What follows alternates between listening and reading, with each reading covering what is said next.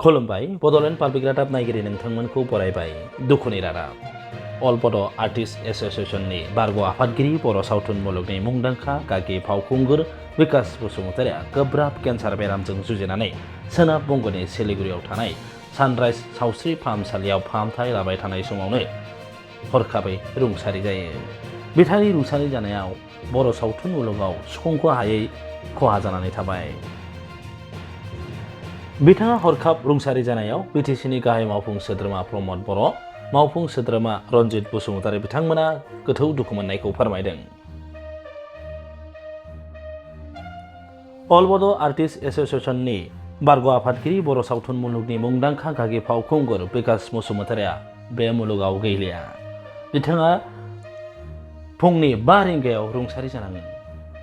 बिथाङा फाहामथाय लाबाय थानाय समावनो सिलिगुरिनि सानराइज सावस्रि फाहामसालियाव फाहामथाय लाबाय थानाय समावनो जिउ गोमायो।